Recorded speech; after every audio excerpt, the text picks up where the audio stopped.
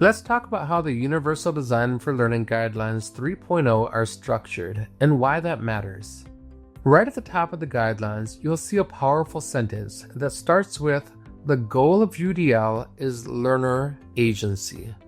That means supporting learners who are purposeful and reflective, resourceful and authentic, strategic and action-oriented.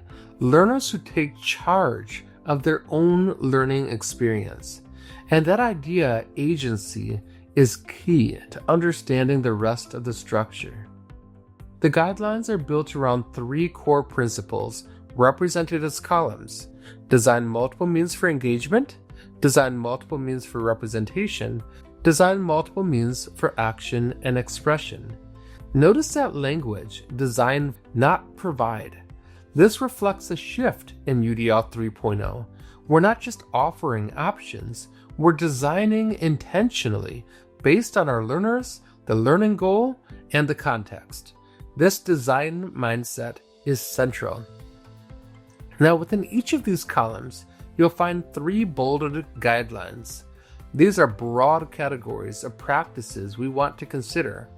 For example, under engagement, the guidelines are welcome interests and identities, sustaining effort and persistence, and building emotional capacity. For each of these, we're designing options. Each principle has 3 of these guideline categories, and beneath each guideline are several practices, previously called checkpoints. These are concrete ways to implement the guidelines. Things like offering multiple formats, supporting collaboration, or encouraging reflection. These practices are grounded in research and educator wisdom, but they are not exhaustive. They're places to start, but there are other ways to practice these guidelines as well. Now, here's something that often goes unnoticed, but is crucial: the horizontal structure of the guidelines. The guidelines are organized into 3 horizontal rows: access, support, and executive function.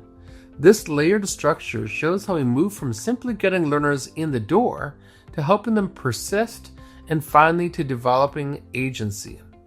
Let's break that down. In the access row, we design for inclusion. We help learners feel welcomed, perceive the content, and interact with it meaningfully. In the support row, we raise the challenge and scaffold growth, helping learners persist, interpret more complex material, and communicate effectively.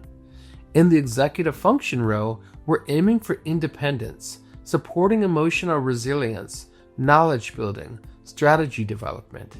These are the lifelong skills that lead to true learner agency. So think of the UDL guidelines as both a vertical taxonomy, from principles to guidelines to practices, and a horizontal development pathway from access to agency. The real beauty of this structure is that it's not just about instruction, it's about growth. It's about helping all learners learn how to learn.